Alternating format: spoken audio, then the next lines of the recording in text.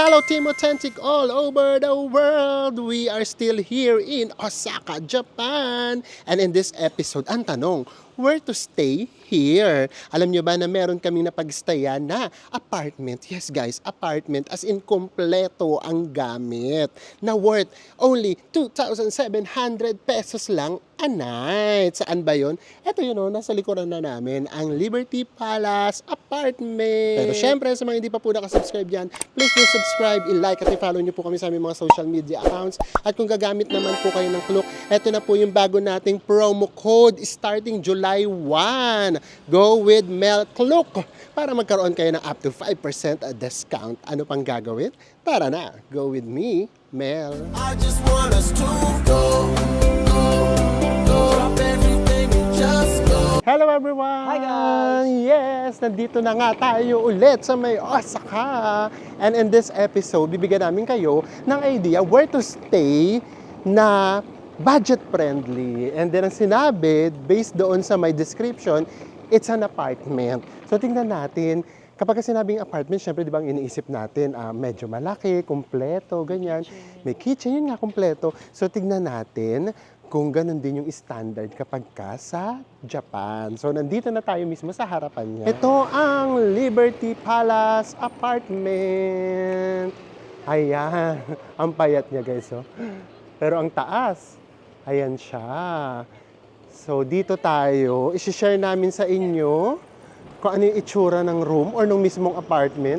And then, syempre, samahan nyo din kami kasi may instruction na naman ang pag-check-in. Titignan natin kung magagawa ba natin siya ng maayos this time. So, tingnan natin kay Enzo. Anong first instruction, Bes? First instruction is Ay! Oh, bubukas. Oh, di ba? Mukhang smooth ngayon, ah. And then, step 2, sana yan? please get the house key from key box. Sa Key key box. box is hung on your room door. Tara. So, punta na tayo sa room door natin. 602. 608 tayo, guys. 606. Ay, 606. So, yan, nakit muna tayo ng lift. O, dito naman sa lift, wala namang instruction. Ay, so matalino na ako ngayon. Matalino na ako ngayon. Di ba, last time nagkaroon tayo ng problema doon sa Misa ngayon, Dotonbori, Shinsaibashi Hotel. Kasi hindi nila kami binigyan ng instruction kung paano check-in. So, ngayon, ang ginawa ko, ako na mismo, 2 days before nung arrival namin dito, ako na mismo yung nag-message sa kanila para sure na mabibigyan kami ng instruction. And eto na nga yun. So, syempre naman, 6th floor tayo, no, for sure. Ayan, 6th floor. Ba't walang 6th floor? Ayan. Diyos ko! So, tignan natin kung makakapasok tayo sa may room natin. 6th floor tayo, guys. Ano yung sinasabi mo, Bes? Ang galing dito, yung ang mag-check-in ka doon na mismo sa pintuan. Once Yes. na pintuan, check-in O, ka tara na, go! 606, 602. Ito dito. 603. 603. Nasaan na ba kami? Ay, wait lang. 601. Ito, 607. Diyos ko guys, ganito kasi itsura niya. Ayan. Diba? Ganito yung itsura niya, guys. Oh, umamin kayo para tong ano yung may lababo, bes? Yung talo sa lababo. So, tara. 606.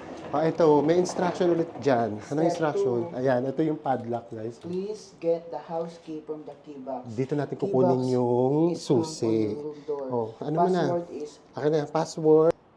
Yan. So, tignan natin kung makukuha natin yung susi. Naku, pumalpak yata sa Enzo agad. Ano, ayan na. Ano nangyari? Ayan na, ganyan talaga. Ayan. Ayun yung susi, guys. Ayan.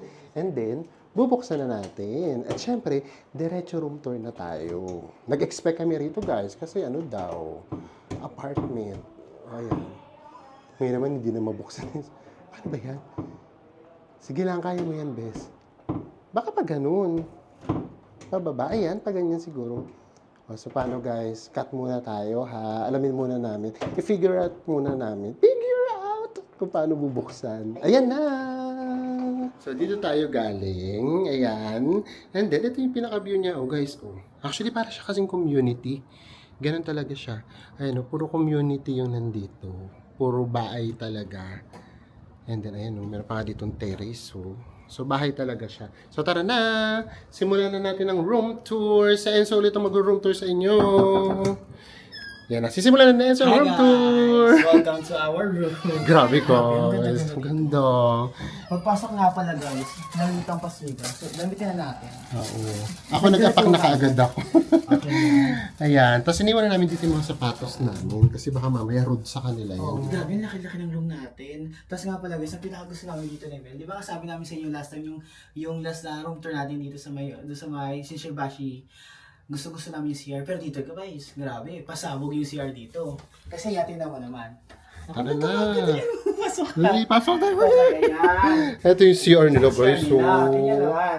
Pagpasok nyo guys, nasa may left, yung mga ayun, ito ang yung ganda. sink, Oh. tapos may Tapos may pan dito, toiletries mirror din siya. may pa hair dryer sa Galing ito guys. yung mga nila. Ganda niya, ang laki. Toiletries nila. Ayun na to. Ano yan? Ito naman sabon nila. Ang Ang cute. cute. Oh. Ang bango. Tapos guys dito. Dito sa may dito sa may kanan ko, andito yung bathtub nila, yung shower room nila. Pero maliit yung bathtub niya. Hindi kayo talagang bathtub na makakalublob. Pwede dyan yung ano lang, nakaupo. Nakaupo Pwede na lang. rin. Tapos, Ito yung mga toiletries. Tapos nga, dito nga kasi guys, ang maganda dito, nakahiwalay yung pinaka-toilet. yes. Ito parang ito guys, shower room lang dito. Kumbaga, kung sasakit ang tiyan ko at gusto ni Mel Maligo. Oh, pwede sa yes. bahay. Ayan, oh. Ito na yung pinaka-toilet. Dito naman yung Oh. pinaka-toilet. Ay, tingnan namin sa Japan. Ayun! Automatic. Automatic! Ayun, oh. Automatic. Pindot na lang. Grabe, ang ganda ng CR pa lang guys. Ang laki niya talaga. And Okay. then, dito na tayo. Hindi na namin kayo surprise. Papakita namin sa inyo ng buo. So, dito na tayo. Oh, meron ditong dining area. Siguro talaga, itong apartment na to, niready talaga sa pangmatagalan. Yes, actually para siyang condo style. Yun. And then, ito dito naman guys, ito yung Sink nila, sink. At saka guys, Pwede magluto. merong kitchen. Ayun, pwede magluto. electric stove to, di ba? Electric stove. And then ito, meron pa rito, ano tawag dito? Exhaust fan. Exhaust fan. Grabe. Tapos Oh, guys, ito, ito, ang laki ng fridge nila. Ito yung kaisa-isa na pag-istayan namin na malaking fridge. Ayan laki ng fridge. 2 doors siya. And then, meron ding Microwave. Ito yung trash bin, guys. Ang laki Yung nun. trash bin kasi laki ng mini fridge sa ibang sa Ibang ibang hotel. hotel. Grabe. And Okay, then, dito lang tayo. Meron pa dito. Sofa. May pasopa, guys. Ayan. Tapos ito, nakakatuwa din to kasi dito, meron dito mga hangeran ng mga damit. Ayan siya. Diba? Okay, kasi Ito dito na. naman tayo sa ating Kama. kama. Uy, tignan nyo naman guys, king size bed. First time naming nagkaroon ng king size bed dito sa may Japan. Ayan. And then, ayan, syempre may AC. Yun nga lang, yung TV. Ito yata yung pinakamaliit. Ito yung pinakamaliit. Pinakamaliit na TV na nakita namin. Pero okay na din. And then, eto pa yun guys. Diyos ko. Eto pa yun. O yan. Senso nahawa na rin sa akin. Hindi na rin marunong magbukas ng kung ano-ano. Ayan, nakalak ba? Eto yun guys. Hindi lang basta-basta veranda eh. Pero tingnan muna natin kung paano mabubuksan ni Enzo. Ayun, Ayan na. So, tingnan nyo naman guys. May pa-veranda rito. Pero, ito yung main event ng veranda. Merong washing machine, guys. Pwede mong gamitin. Diba?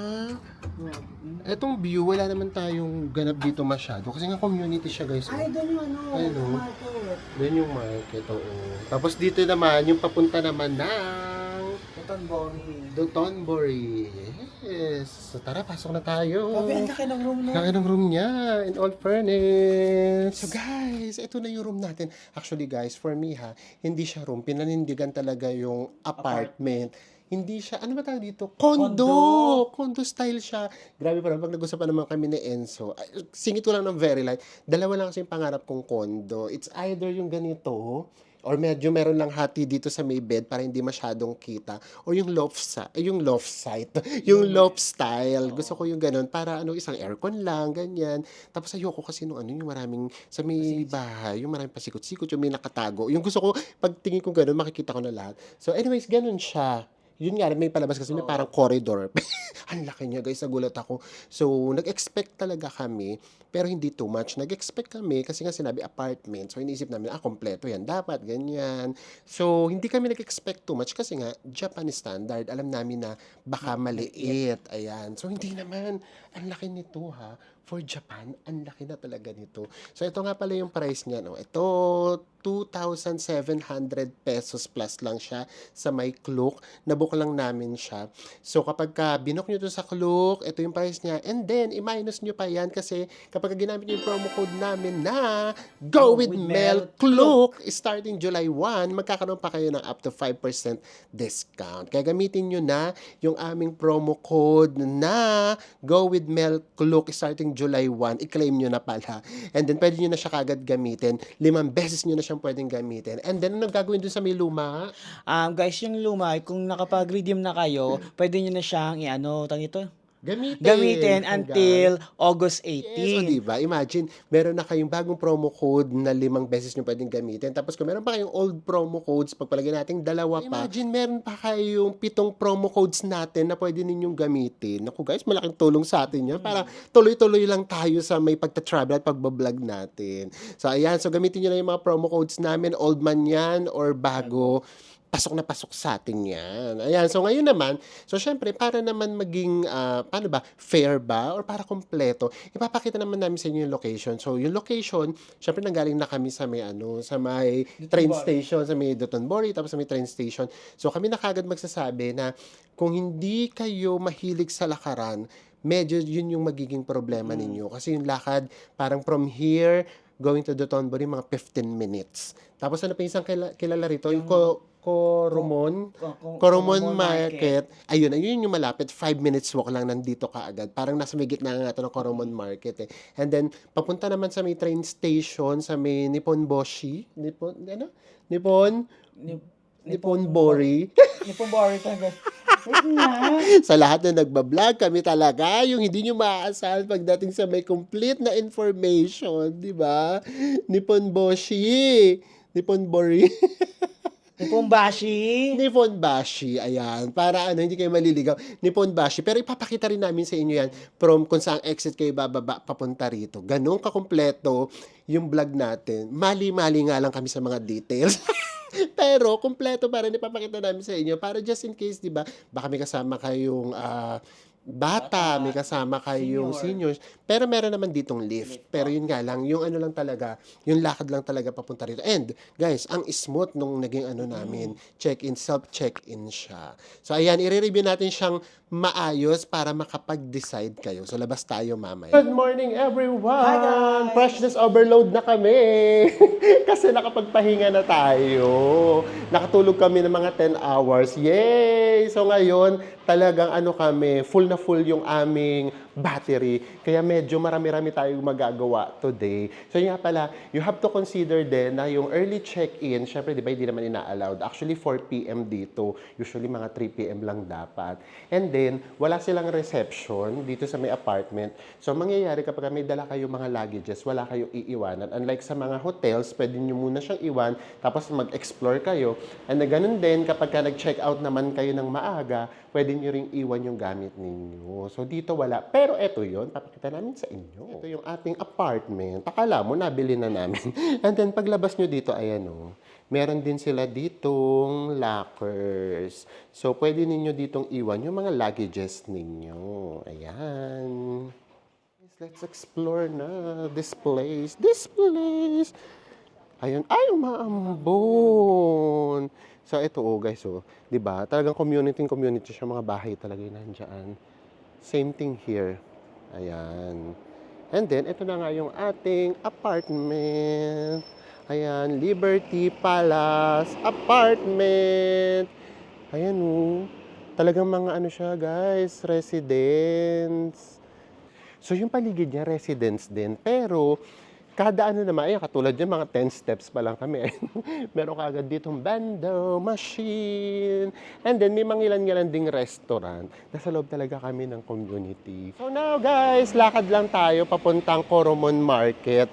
5 minutes away lang siya sa ating apartment. Ang sarap banggitin, no? Hindi sa ating hotel, no? Sa ating apartment. So tara, let's lakad lang tayo. So guys, ayun lang yung apartment natin. And then, ito lang yan. Pagliko nyo dito, ito na mismo yung Coromon Market. Ayan o. Zoom in natin. Makikita nyo kaagad. Ayun o, may nakalagay. Coromon Market. Ayun. So, tara. Yun yung lalakarin natin ngayon. Tara, let's! Lakad lang tayo, guys. Siguro mga 2 minutes na tayong naglalakad. So, hindi siya mainit kasi makulimlim. Guys, meron din palang malapit na Family Mart sa apartment natin. Ito, di ba? Ah, yes. So, super convenient niya, guys. O, di ba? 2 minutes walk lang, or actually, wala pang 2 minutes. May Family Mart na kaagad dito. So, lakad lang tayo papuntang Coromon Market. Ayan. Grabe. Ganito pala itsura talaga sa may mga residents ng Japan kapag ka maaga pa. Ayun, halos wala kang taong makikita. Ayan. Oh. Tapos lahat nakaano pa, mga nakapang office pa. So tara, pasok na tayo. After mga, actually, sa totoo lang guys, exaggerated lang ako minsan. Kasi hindi nga ako marunong magtansya ng oras tsaka ng distance. Sa totoo lang, mga 3 minutes walk lang, nandito na tayo sa may Coromon Market. Ayan. So syempre, ilalakad namin kayo dyan. Pero eto yun. Next vlog na yun. I-separate natin. So this time, ay papakita lang namin sa inyo yung mismong apartment natin and then kung ano yung mga malalapit na mga tourist spot or mga pwede ninyong puntahan. So ngayon naman, pupunta na tayo. Ano ba yung pinakamalapit na train station going to our apartment and then gaano ba siya kalayo or kalapit papunta ng Dotonbori. Ano ba yung pinakamalapit na station going to our apartment? It's Nipponbashi Station and then exit kayo ng exit 10. And actually dito yan. Dito. Ito na yung Coromon Market. Ito oh. Pag diniretso nyo to and then kumaliwa kayo, Coromon Market na yun. And nakita nyo naman, di ba, dire-diretso lang. Tapos pagtawid natin sa may kabila, dito, ayan. Very direction tayo ngayon. Eto, papunta naman na to ng Dotonbori. Actually guys, hindi kayo maliligaw kasi kapag ka, di ba sabi namin sa inyo, a day before your check-in, bibigyan kayo ng instruction, nandun lahat kung paano nyo bubuksan yung main door, tapos yung pinakasusi nung ano nyo, nung room nyo, and then yung instruction kung paano kayo makakapunta going to your hotel. So lahat yun nandito. Yun din, ito din mismo yung instruction na nakalagay doon. And then, yun nga, gamit na lang talaga kayo ng Google Maps. Si Google Map, siguro naman mga 98% accurate naman. So napaka-reliable ng Google Maps. So gamitin nyo lang yun. Basta importante meron lang kayong internet connection. So now, lakad na tayo papunta ng Dotonbori. Doon tayo nang galing. Nandun yung Coromon Market. And then nandun yung exit 10 ng Nipponbashi. Pagtawid nyo, dito lang, lakad lang tayo dito. Ito na kaagad yung Dotonbori. So dito lang siya, lalakarin nyo lang siya. So technically guys, technically, ito ipapakita namin sa inyo, ano na siya, Dotonbori na siya. Pero nandun tayo sa may likod na part. So from our apartment going here sa may Dotonbori, dito sa may likod na area, mga 10 minutes walk lang. Pero syempre nga kasi, di ba, pupunta naman tayo ng Dotonbori para kay Glico. So from dito sa may dulo na to, papunta kay Glico na nandun sa may unahan, mga 10 minutes pa siya. So mga 20 minutes walk, yung magiging lakad ninyo kung diretso kayo kay Glico. So ganun kalayo or kalapit, depende sa inyo, yung apartment. Guys, ito na palatandaan, nasa may Dotonbori na tayo. May lumilipad na king crab. Charot! And then, ayan o, yan yung sign guys, o. Dotonbori Street. Ayan. So, dito tayo galing. Di ba pwede rin dito, pag diniretso to, pwede dito kung uuwi na kayo sa may hotel, dito pwede dito dumaan. Pero dito tayo nanggaling sa may left side. Kasi nanggaling tayo ng Coromon Market. Ayan, hilo-hilo moment ulit. Ayan. So tara, lakad lang tayo ng very light. Hindi namin papakita sa inyo ng buo kasi baka mamaya mainip naman kayo. And then guys, oh, yan oh, meron din dito mga tinda. And mga tax-free yan guys. Lahat yan. It's 1:30 p.m. Ganito ang situation dito sa may Dotonbori. Eto, isa to sa may pinaka-famous dito na ramen house. Ang dami rito laging kumakain. Ayan. Lakad lang tayo dito. Ayan din, no? Meron na rito mga takoyaki. Meron mga takoyaki na pila. Meron din namang hindi. Pero si Enzo, itatry niya daw mamaya. Siyempre, doon sa may pila para masabi namin sa inyo na tama ba na pumila kayo doon? Or sulit ba yung pagpila nyo doon? Ayan. Ito ang kaganapan ngayon dito sa may Dotonbori. So, nanggaling tayo dun sa may likuran na part. Yun yung malapit sa may apartment natin. So, mga 10 minutes walk lang, makikita nyo na rin si Glico. Diba? Yung restaurant dito, guys, kanya-kanyang style. Diba, may nakikita tayong king crabs.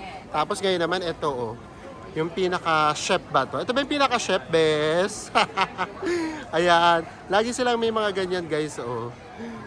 Diba? Panalo sila sa ano, sa may design. Ayan. Diba? So guys, bago tayo makarating kay Glico, nakikita nyo ba yung sarili natin? Ayun tayo. Nakakaaliw dito sa may Japan, diba? At tara na, lakad na tayo, punta na tayo kay Glico. Ganda mo! Guys, after 10 minutes walk, galing doon sa may dulo, sa may likod talaga. And total na 20 minutes from our hotel, nandito na tayo kay Glico. Diba, napaka-social ni Glico. Talagang ano talaga siya. Talagang, ano tawag dito, sikat na sikat talaga siya dito at dinadayo. O, diba? So, eto na siya, guys. Eto na si Glico. Ano, daming tao nagpapapicture kay Glico. Diba? And then lahat, ginagaya yung tayo niya. Oh, ayan, oh, diba? So, ayan. So, 20 minutes from the apartment, nandito na tayo sa may Dotonbori. Ganda, oh. It's 2 p.m. guys. Ganitong karami ang tao ngayon dito sa may Dotonbori. Hindi nakakasawa dito sa lugar na to. Araw-araw namin itong pinupuntahan nung nandito kami. And then ngayon, pang second day na namin, nandito pa rin kami. Hindi siya nakakasawa. Diba? Kanya-kanyang style. So guys, yes! So ito na yun, i-review na natin ng Masinsinan. Masinsinan! Ang ating apartment. So yes, simulan natin sa may presyo. Yung apartment namin, for us ha, sa Enzo kasi ayun, kung nakikita nyo lang sana yung pwesto ngayon. For the vlog na for the vlog. Ako na magpapakita mo sa inyo. Tingnan nyo sa Enzo. Ayan, oh guys, oh. Nakaload sa Enzo for the vlog kasi gusto niya, kukunan niya daw ako na ang background ko ay si Glico. Kaya okay lang sa kanya na hindi siya masama sa vlog. Importante, ito daw mismo yung background ko. Pagbigyan, why not? Okay, simulan na natin. Simulan natin sa price. Yung price niya, super affordable na for us. That's 2,700 pesos lang. Knowing yung standard ng price dito sa may Japan accommodation, mura na yon. Now, pangalawa naman, pagdating mismo doon sa may apartment, ay grabe, super nagulat kami kasi kompleto talaga siya. Merong kitchen, and then merong dining table, merong balcony, may washing machine, guys. 'Di ba? So kompleto talaga siya. Para ka talagang nasa may bahay. At yung ano niya, yung feels niya parang ano nga, condominium. Condo talaga siya. So ganun talaga, lalo na kung mahabaan, for sure mabebetan nyo talaga doon sa may lugar na yon. Na pagdating sa location, so ito na yung so-so or 50-50. Depende nga kasi sa travelers ha. Sa amin ni Enzo, carry namin maglakad ng 20 minutes from our apartment going here, magpabalik-balik. Kasi na-enjoy naman namin maglakad dito sa may Japan. But, kung hindi kayo masyadong malakad, gusto nyo nandito mismo sa may Action, nandito mismo sa may Dotonbori, so hindi siya masyadong maganda for you. Lalo na kung meron kayong kasamang bata at meron kayong kasamang mga seniors. Although doon nga pala sa may mismong apartment, meron nga pala siyang lift. So, parang may nakasabay na ba kami? Parang isang beses pala kami may nakakasabay. So, ganun siya. Parang residential area nga kasi siya kaya tahimik talaga siya. Nakita nyo naman, may Family Mart. Malapit din kayo dun sa may Coromon Market. And then, malapit din naman sa may station, sa train station. So, para sa amin, location, dyan tayo magkakatalo. Hindi namin alam kung 100% may recommend namin siya sa inyo. So, but yes, all in all, regardless na yung na ganong kalayo sa Dotonbori, yung location niya, para sa amin na Enzo, 9 out of 10 siya. As in, lahat-lahat na nakatulog din kami ng maayos. So, ganun siya. So, yes, ito yung first time namin makapag-stay na talagang apartment, na hotel ha. So, ito yung first time. Tapos dito pa sa Japan, usually mahal talaga sa may Japan. Kaya sobrang gustong-gusto namin yung accommodation namin. But for you guys, ayan, pinakita namin. Kung tingin nyo para sa inyo siya, i-book nyo lang siya sa may Klook! Ito po yung aming promo code. Ito yung new promo code natin starting July 1. Go with Mel Klook! I-claim nyo na yan starting July 1 para magkaroon kayo ng up to 5% discount. Now, kung meron pa kayong luma, gamitin nyo na yung luma para hindi siya masayang bago abutin ang expiration. So, kayo na yung mag-decide. Location, presyo, yung mismong apartment, and then yung nasa paligid niya. Para sa inyo ba siya? Pulsuhan nyo na yan. And of course, mag-shoutout na muna tayo. Isa to sa mga hinihintay ninyo, guys. Sabi ko naman sa inyo, please, kung ano sana, kung meron kayong Facebook or Instagram, mas masarap bumati ng totoong pangalan. Yung iba kasi rito, hindi totoong pangalan. For example, may sinabi akong, "Hi kay Enzo." Paano nyo malalaman kayo yung kung 10 pala kayong Enzo? Sa amin, pabor yun. Kasi 10 agad namin kayong na shoutout. Pero sa inyo, di ba, masarap yung talagang ikaw yung mismo na sa shoutout. So anyways, ang dami ko pang hanash. Shoutout na tayo. Belated happy birthday kay Wendy Wong. Pinapabati ka ng tito mo na si Bong Lelis. Ay, katulad niya, sorry yung Bong Lelis, eto forever na namin natin tong supporter.